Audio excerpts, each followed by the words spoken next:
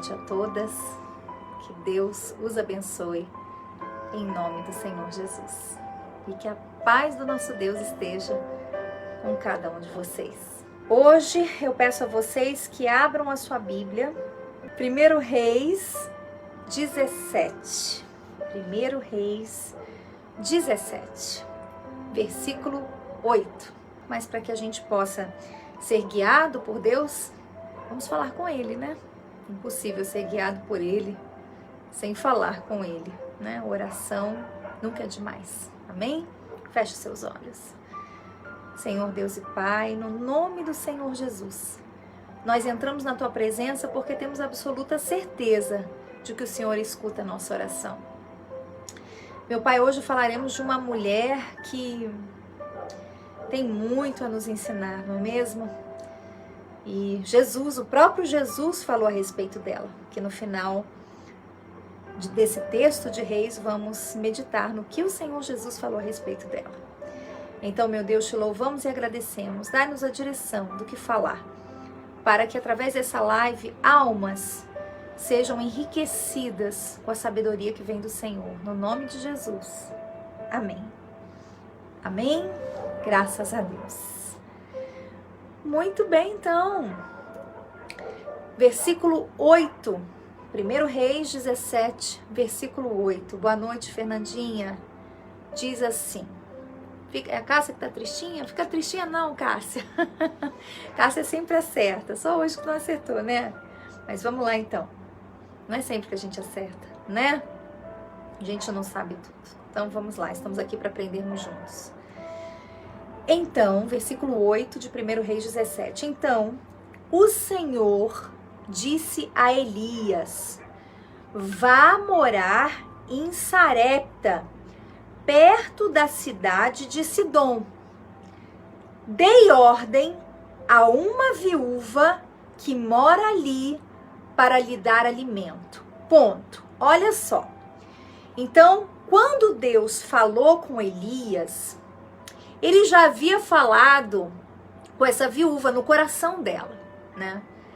Deus, gente, ele tem poder para mover as coisas da forma que ele quer. Antes mesmo de dar ordem para Elias, o Senhor já tinha dado a ordem para ela, no coração dela, né? Ele não falava com ela da forma que ele falava com Elias, né? Mas dentro do coração. Então você tem que acreditar, quando você se diz que você segue a Deus, que você crê em Deus, que você acredita no que Ele tem para sua vida, você tem que realmente crer de todo o coração. Porque Deus já tinha se movido em favor de Elias. Ele já tinha movido o coração daquela mulher em favor de Elias, sem mesmo Elias a conhecer. Porque Deus, Ele nos sustenta. O Senhor, Ele nos guarda, Ele nos orienta e Ele faz da nossa vida o que Ele quer. Quando verdadeiramente estamos nas suas mãos, assim como Elias era, dependente de Deus. Então aqui no versículo 9, Deus dá uma ordem: vá morar em Sarepta, perto de Sidom, pois dei a ordem a uma viúva que mora ali, para o alimentar. Elias foi a Sarepta. Quando chegou ao portão da cidade, viu uma viúva apanhando gravetos e lhe perguntou: pode me dar um pouco de água para beber, por favor? Enquanto ela ia buscar água, ele disse: traga também um pedaço de pão. Olha só. Ponto. Eu quero meditar nesses dois versículos. Essa mulher, ela estava pegando gravetos, né? Na situação que a Bíblia menciona aqui, provavelmente, né, não está escrito isso, mas se ela vivia na condição que nós vamos ler a seguir, ela não deveria estar com uma vestimenta, a melhor vestimenta, ela não deveria estar apresentável, vamos dizer assim. Mas o profeta, nesse momento, ele não deixou o sentimento tomar conta dele. Porque ele poderia muito bem ir para lá e falar assim, ai, coitada, deixa eu ajudá-la a pegar os gravetos. Elias não fez isso. Ao contrário, ele deu mais trabalho para ela, assim como o Senhor havia ordenado. Então, deixa eu fazer um parênteses aqui para você que se diz ser servo, serva, você que se diz ser guiado por Deus, guiada por Deus, nós temos que aprender a ouvir a voz de Deus. Quando Ele fala, nós devemos obedecer. Aqui a ordem vindo de um profeta.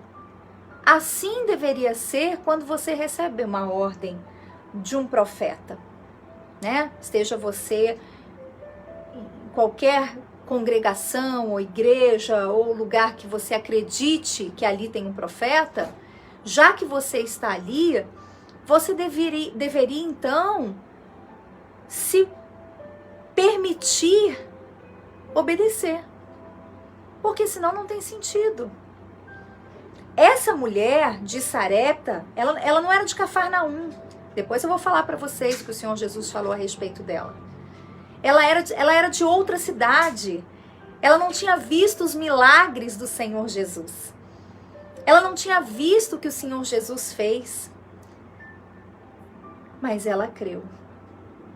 Ela creu como ninguém em Cafarnaum havia crido, a ponto do Senhor Jesus mencionar. Olha que bacana. Ele diz assim, pode me dar, versículo 10, pode me dar um pouco de água para beber, por favor? Enquanto ela ia buscar água, ele disse, traga também um pedaço de pão. Ou seja, meu Deus, eu acho que realmente certeza de que Deus ia abençoá-la, não é mesmo? Porque se você olhar assim, a grosso modo, e se você não for espiritual, boa noite, Humberto, Deus abençoe. Se você olhar assim e não for espiritual, você fala assim, nossa, que egoísta. Será que ele não está vendo que essa mulher precisa? Será que ele não está vendo que ela precisa também de um pedaço de pão e um pouco de água? Olha a situação dela, mas não. O profeta deixou de lado seus sentimentos e usou a sua fé.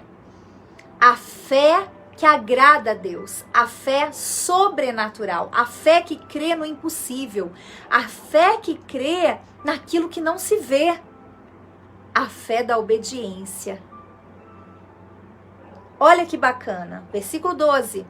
Mas ela respondeu, tão certo como vive o Senhor, seu Deus, não tenho um pedaço sequer de pão em casa. Tenho apenas um punhado de farinha que restou numa vasilha e um pouco de azeite no fundo do jarro. Estava apanhando alguns gravetos para preparar essa última refeição.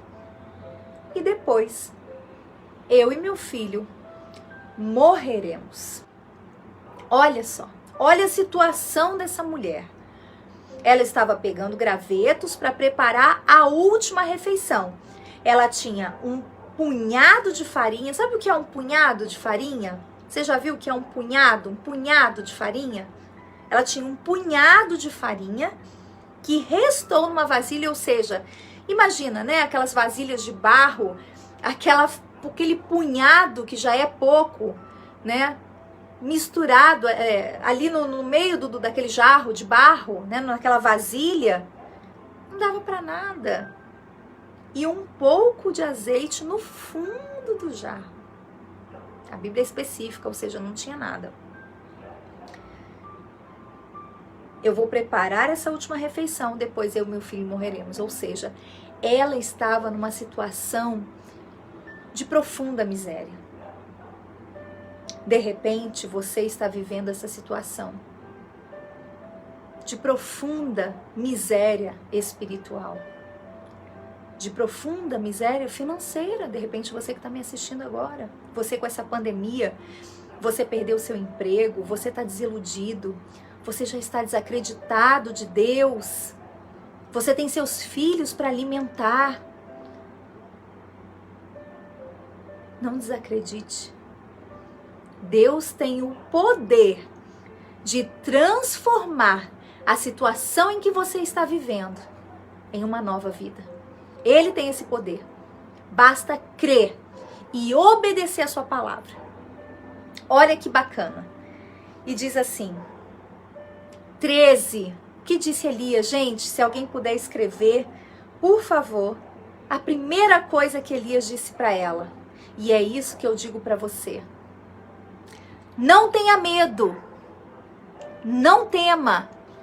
Não tenha medo. Quando Deus tem um propósito em sua vida, você não deve temer. Não tema. Sabe por quê? Porque Deus é especialista em milagres. Deus é especialista em trazer à existência aquilo que não existe. Creia somente. Creia no poder da fé. Creia no poder do sobrenatural. Porque Deus existe.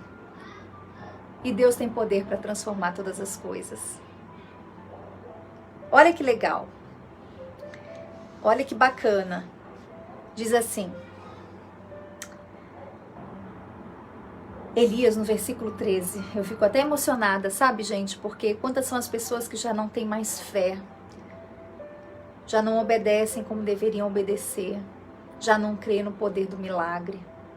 Já não creem no poder da transformação, da multiplicação. Esse poder existe. Sabe? Só que nós impedimos isso de acontecer em nossa vida. Devemos crer de todo o nosso coração. E aí sim o milagre vai acontecer. Crer e obedecer, porque crer significa obediência. Amém? E diz assim, Elias, porém, disse, não tenha medo, faça o que acabou de dizer, mas primeiro faça um pouco de pão para mim, depois use o resto para preparar uma refeição para você e para o seu filho. Gente, ponto. Olha isso. Preste muita atenção. Não tenha medo. Faça o que acabou de dizer, mas primeiro faça um pouco de pão para mim. Depois, use o resto para preparar uma refeição para você e seu filho. Vocês ouviram bem isso? Olha só, pense bem. Pense bem. Como pode o profeta, sabendo a situação econômica daquela mulher, ele falou assim, olha, você vai fazer para mim primeiro. Você vai fazer para mim. Depois que você fizer para mim, você e seu filho vão comer. Imagina se nós fazemos isso nos dias de hoje, né? Porque quando nós que estamos diante de um trabalho, pedimos pela obra de Deus, né? Uma oferta, é para a obra de Deus. Pelo menos aqui na Igreja Vinde a Mim é assim. É para a obra de Deus. Não é para nós, é para a obra de Deus. Assim como o Senhor Jesus ensinou, né? Como toda a Bíblia está escrito a respeito disso. Nós não pedimos para nós. Mas nesse caso, o profeta pediu para ele. Se nós, pedindo para a obra de Deus, pela obra de Deus, as pessoas ainda acham ruim? As pessoas acham ruim, como se fosse para nós. E criticam, e falam mal, e deturpam, não é mesmo? Mas a verdade é, qual é a verdade? A verdade é que as pessoas não querem ter um compromisso com Jesus. As pessoas querem ser servas de si mesmas. Essa é a realidade. Pessoas que querem servir a si mesmas, não querem renunciar por amor a Deus, que foi o caso dessa mulher, e ela foi abençoada por isso. E nesse caso, Elias pediu para ele. Veja bem, coloque-se no lugar dessa mulher. Você tem um punhado de farinha, um punhado de azeite, e simplesmente chega um homem na sua casa, vestido de pele, como ele andava, né? Olha, faz esse restinho de comida que você tem aí, dá para mim. Oi? Mas ela acreditou na palavra do profeta. E infelizmente não é isso que temos visto nos dias de hoje. Infelizmente, mesmo diante de tantos milagres, mesmo diante de tudo que as pessoas têm visto, as pessoas não creem mais na palavra do profeta. Ah, pastora Bianca, existem enganadores. Sim, claro que existem, mas não são todos. Não coloque todos na mesma bolsa. Existiam profetas endemoniados nessa época? Claro que existia, sempre existiu, gente, isso não é novidade nenhuma. Sempre existiram os profetas que profetizavam mentiras para agradar o rei. Mas não era o caso de Elias e não é o caso de muitos hoje em dia. Existem homens e mulheres de Deus por aí afora, honestos, verdadeiros, que têm a intenção real de abençoar o povo. Pessoas que vivem honestamente, debaixo do temor da palavra. Então não coloque todos os profetas na mesma bolsa. Você não tem esse direito. Sabe por que você não tem? Porque você não faz. Você não faz por onde? Você faz? Se você fizer, você tem moral para falar alguma coisa. Você não faz, você é infiel. Você não crê. Você não tem coragem de se despojar. E eu estou falando se despojar por Deus, tá? Estou falando, de repente, você preparar o melhor para Deus, a sua oferta, não digo só financeira, mas a sua renúncia pessoal, que é a mais importante. Você não tem coragem. Então vamos parar com essa hipocrisia de apontar o dedo para aqueles que verdadeiramente são profetas. Porque se você não tem coragem, como a viúva de Sarepta, é melhor não falar nada. Não é verdade? A gente tem que ser verdadeiro. É mais bonito a gente falar, não creio, não vou fazer o pão para você, né? Nesse caso aqui. Eu não vou dar o meu, não vou ser dizimista fiel porque eu não creio no dízimo. Eu não vou fazer uma oferta significativa para a igreja porque eu acho que o pastor rouba. Então, se você acha, então o que você está fazendo ali? Não é mesmo? Você não concorda comigo? A Bíblia diz que pelos frutos se conhece a árvore, não se colhem abrolhos de uma árvore boa. É tão simples, né? Mas as pessoas hoje, elas querem acreditar em qualquer bobagem, porque não querem fazer isso que a viúva fez. Não querem dar. Tem o coração apegado na farinha, sabe? Na farinhazinha, no azeitezinho, não sabe a grandeza do poder de Deus, do que Deus tem preparado para a vida dela. A pessoa fica apegada naquele pouquinho de farinha que ela tem, aquele pouquinho, que, né, como diz aqui no Brasil, né, pouco mais seguro, né? Uma frase que eu acho assim diabólica, pouco mais seguro. Não é esse o Deus que eu creio. O Deus que eu creio é o Deus que tem poder para transformar a vida daqueles que creem de verdade. É nisso que eu acredito. Ele tem poder para transformar a vida daqueles que o fazem para Ele, com vontade, com sinceridade, com dignidade. É nisso que eu acredito. E aí cada um colhe os frutos, né, daquilo que crê. Não é isso que a Bíblia diz? À medida que você fizer, você vai colher, né? À medida que você plantar, você vai colher. É medida, é por medida, né? Não tem como você plantar banana e querer colher laranja. Você não vai colher laranja, você vai colher banana. É só que hoje em dia, as pessoas não querem colher banana, quer colher laranja, mas ela quer plantar banana. Impossível, meu caro, minha cara, impossível, tá bom? Então vamos dar continuidade aqui. Diz assim, olha que bacana. Então você prepara pra mim. Olha só, que intrepidez, né? Que profeta, né? Que coragem. Vão deixando aí seus comentários. Eu quero saber o que vocês acham a respeito disso que eu estou falando. Pode deixar seu comentário. O que você acha a respeito disso que eu estou dizendo? Você tem essa coragem?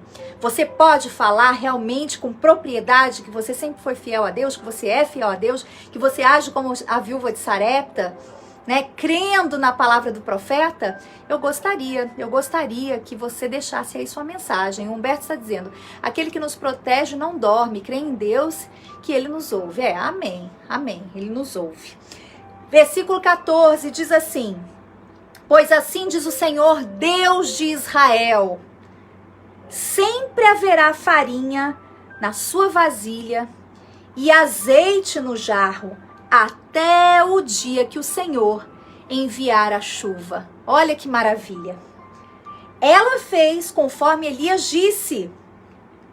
Assim, Elias, a mulher e a família dela tiveram alimento para muitos dias. Gente, por favor, como é possível se no jarro só havia um pouco de farinha e um pouco de azeite? Elias comeu, a mulher comeu e seu filho comeu.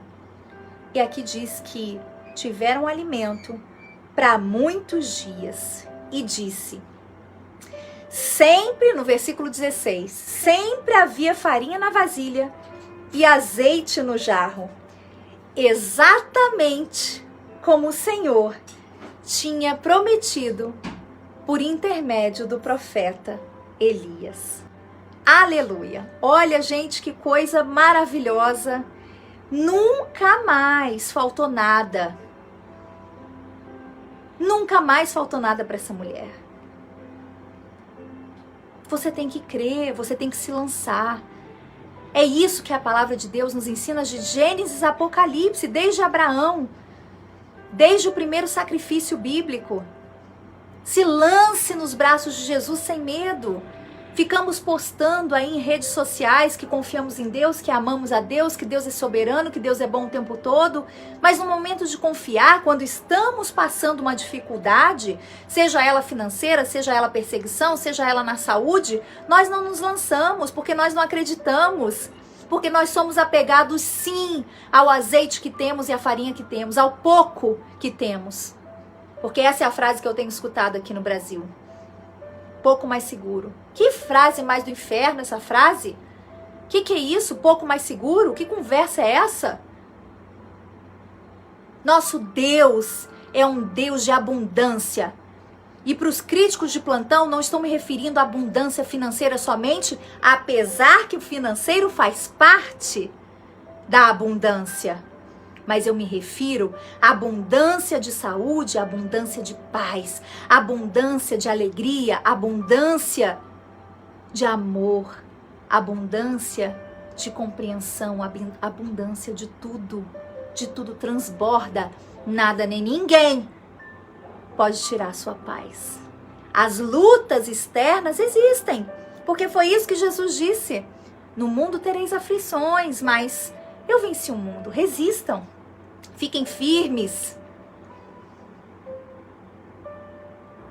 Onde está a fé sobrenatural que existe desde os tempos de Elias, que o fogo caía do céu? Nós não vemos isso mais nas igrejas. Uma igreja morna, uma igreja de gente religiosa que vai na igreja só para receber, mas criticam na hora de dar. Sabe por que criticam? Porque falta conversão. Porque a Bíblia diz que Deus ama quem dá com alegria. E normalmente os que criticam são os que não têm fé para dar. Porque os que dão com alegria, dão com amor, dão com satisfação, sabendo que fazem para Deus. Eu estou pincelando aqui algo, tá? O financeiro, mas eu me refiro a muito mais coisa, a vida, a própria vida, né? Uma oferta com a sua vida, um jejum, uma oração. É muita coisa que está envolvida. Mas aqui nesse caso era o financeiro sim, claramente era o financeiro. Porque ia acabar a comida dela. Se você não sabe, azeite era trocado por dinheiro. Farinha era trocada por dinheiro nessa época. Ela podia aí ter mais um dinheirinho aí para alguns dias. Comprar uma comidinha mais barata, umas ervas, umas folhas. Você não concorda? Mas ela creu. E ela fez. Vamos parar com esse espírito de não posso, não sei, não dá. Esse não é o espírito que a Bíblia nos ensina. A Bíblia ensina tudo posso naquele que me fortalece. O próprio Senhor Jesus menciona a respeito dessa mulher. Lá no Novo Testamento. Olha que bacana, gente, para finalizarmos a nossa live. Lucas 4:25, eu vou esperar você abrir a Bíblia. O que estão dizendo aqui? A obedecer sem questionar a ordem do profeta Elias em dar aquele alimento, a mulher foi honrada. Amém. Amém. Quanta fé dessa mulher teve. Ela nunca tinha visto Elias e mesmo assim creu na palavra dele. É incoerente não cremos nas palavras dos profetas que conhecemos. Pois é. É muito triste, né? Eu me pergunto, o que essa pessoa quer da vida, não é mesmo? Ela não crê no profeta, ela quer o que então? Ela vai querer acreditar em quê? Né? Em qualquer outra coisa, né? Qualquer um fariseu que tiver por aí, à solta. E tá cheio, viu, gente? Pessoas que se dizem tão santas. Santa, que não tem coragem de fazer nada por Deus. Servos de si mesmos. Olha o que diz Lucas 4:25, diz assim: por certo, já abriram, pessoal? Por certo, havia muitas viúvas necessitadas em Israel. Isso aqui quem está falando é o Senhor Jesus, tá? Eu estou apenas pincelando como essa mulher, o testemunho dessa mulher e a fé dessa mulher foi importante, porque Jesus mencionou ela lá no Novo Testamento. Olha que bacana. Por certo, havia muitas viúvas necessitadas em Israel no tempo de Elias, quando o céu se fechou por 3 anos e meio e uma fome terrível devastou a terra. No entanto, Elias não foi enviado a nenhuma delas, mas sim a uma estrangeira, uma viúva de Sarepta, na região de Sidom. Então Jesus estava falando assim, olha, Deus podia ter enviado Elias na casa de qualquer outra viúva, porque eram muitas as viúvas que passavam fome. Mas ele enviou lá para Sarepta, lá para Cafarnaum, lá para Sarepta, não para Cafarnaum. E em Cafarnaum certamente tinham viúvas também que passavam necessidade, que passavam fome. Mas Deus não mandou para Cafarnaum, sabe por quê? Gente religiosa. O povo de Cafarnaum foi aonde Jesus fez mais milagres, transformou a vida das pessoas. E as pessoas não criam nele. E as pessoas não seguiam a Jesus ali. É assim hoje em dia não é diferente. Os profetas falam, anunciam, né? Eu me refiro ao profeta verdadeiro, como eu falei a princípio do vídeo, que vive uma vida íntegra. Pode sacudir, meu amigo, minha amiga, que balança, mas não cai. Não cai, sabe por quê? Porque nós estamos alicerçados na rocha. É na rocha, é na verdade. Falhas, sim, cometemos. Mas assim como todos os profetas, Abraão, Elias, Isaac, Jacó, todos eles, todos, né? Sem exceção. Inclusive Abraão, né? O pai da fé, cometeu tantos erros, né? Mentiu, falou tanta coisa, nem por isso Deus não deixou de dar o céu para ele, não é mesmo? Então o que é que acontece? Aqui o Senhor Jesus está nos ensinando que ele não enviou o profeta Elias para o povo de Cafarnaum, mas enviou para uma estrangeira, ou seja, uma mulher que nem vivia a fé do Senhor Jesus, de Deus, perdão. Uma mulher, entendeu? Que nem era religiosa. Por isso que eu sempre falo que a religião é uma coisa maligna, diabólica. Porque a pessoa religiosa, ela, pelo fato de ir na igreja, pelo fato de andar direitinho, ela se considera melhor do que os outros. E ela acaba se acomodando na fé. Ela não usa fé sobrenatural. E aí fica ali, ó, anos esquentando o banco e muitas vezes contaminando a outros com essa fé religiosa que tem. E Jesus disse, então, havia muitos leprosos em Israel no tempo do profeta Eliseu, mas o único que ele curou foi Naamã, o sírio. Quer dizer, ele está falando assim, olha, tinha muita gente doente ali, né? Mas eu não curei ninguém que fazia parte do meu povo. Eu mandei curar um homem que não tinha nada a ver com a história, para mostrar para nós que o que agrada a Jesus são as atitudes. Eu estava vindo no carro hoje com meu esposo e aí eu ouvi uma música que fala assim, nem sei quem é cantor, não sei quem é cantora, tá? E não me interessa saber também. Estava ouvindo na rádio uma música que fala assim, que amor é esse,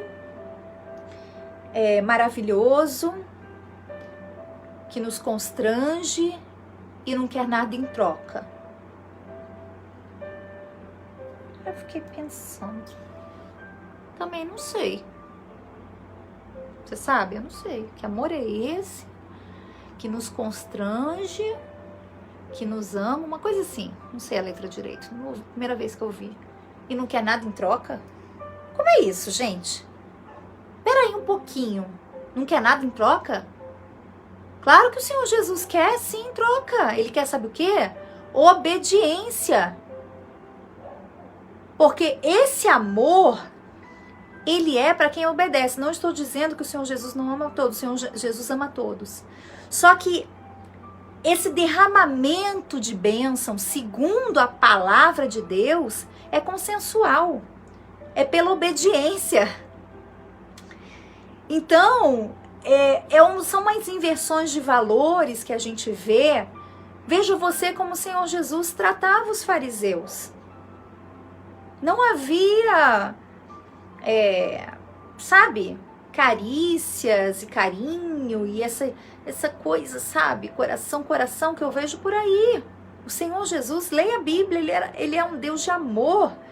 Mas não é esse amor que as pessoas pregam aí fora, não. Esse amor sentimental. Esse amor, sabe, como Jesus faz carinho na gente. Jesus não é isso não, gente. Jesus é todo poderoso, é o leão da tribo de Judá, é o Cordeiro de Deus que tirou o pecado do mundo. Ele veio para nos salvar e a salvação implica obediência. Então são umas coisas que às vezes a gente escuta e a gente vê como às vezes o evangelho está deturpado. Como as pessoas entendem tudo errado com o que diz respeito à fé. A fé, a Bíblia diz que é loucura para os que creem, para os que não creem, perdão. Porque isso aqui é uma loucura, pensa bem. Faz pra mim. Como assim, gente? Faz pra mim, depois você come. Mas eu não tô dizendo pra você que eu só tenho um pouquinho de azeite aqui. Não é? E Jesus continua. Quando ouviram isso, aqueles que estavam na sinagoga ficaram furiosos. Olha aí. É o que acontece com os fariseus. Ficam furiosos quando a gente fala a verdade. Por quê? Porque choca. Choca aquilo que ele sempre ensinou de maneira persuasiva, falsa e hipócrita. Choca. Então, quando ouviram isso, estavam na sinagoga, ficaram furiosos com Jesus, porque ele falou a verdade. Ele falou assim, não, sim, eu podia ter mandado alguém para curar aqui em Israel, mas não mandei. Eu mandei lá no Sírio, Naamã, para curar o Naamã, o Sírio, e mandei em Sarepta, na região de Sidom. Pessoas que não tinham nada a ver com a fé, mas pessoas obedientes, pessoas que creram, porque Naamã podia mergulhar. Ele era um homem importante. Que humilhação é essa, ficar mergulhando 7 vezes no rio, um rio sujo, imundo, e mergulhando e nunca que eu tô curado. Ele podia ter parado na 5ª vez, na 4ª vez, na 3ª vez, mas não. Ele continuou, ele creu até o fim. Ele se sujeitou àquela humilhação. Mas quando ele mergulhou a 7ª vez, ele foi curado. Levantaram-se, expulsaram Jesus da cidade, o arrastaram até a beira do monte, sobre o qual a cidade tinha sido construída. Pretendiam empurrá-lo precipício abaixo. Mas ele passou entre a multidão e seguiu o seu caminho. Jesus maravilhoso, né? E os filhos dele são assim também. Por mais que queiram te jogar precipício abaixo, você vai, ó, entendeu? Você vai passando e segue o seu caminho. Sabe por quê? Quem abre o mar para você passar é Deus. O mar está diante de você, Deus abriu o mar. O monte está diante de você, sua fé é pequena como a de mostarda, o monte vai sair da sua frente. É isso que diz a Bíblia. Não há barreiras para quem é de Deus. Não há. Se é de Deus verdadeiramente. Podem até querer te jogar do precipício abaixo. Aqui, ó. Pretendiam empurrá-lo precipício abaixo. Mas ele passou, entendeu? Entre a multidão. Entre a multidão, hein? E seguiu o seu caminho. Aleluia. Esse é o nosso Deus. Esse é o Deus que nós cremos aqui na Igreja Cristã Vinde a Mim. Você quer fazer parte dessa fé? Você quer fazer parte dessa família? Você acredita que a sua vida pode ser abençoada e principalmente você obter a salvação da sua alma, que esse é o nosso objetivo maior aqui na Vinde a Mim? Vem, nós vamos te acolher, nós vamos te amar, nós vamos cuidar das suas feridas. Vai doer um pouquinho de vez em quando, porque a gente fala a verdade, mas a gente fala para o seu crescimento. A gente vai tosar você, vai arrancar a lã pesada que está sobre os seus ombros, para que você tenha uma lã nova, uma lã que vai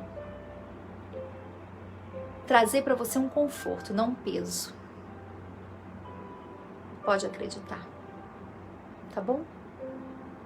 Deixa aí seus comentários, é muito importante para mim saber o que você achou dessa live, se você aprendeu, se você não aprendeu.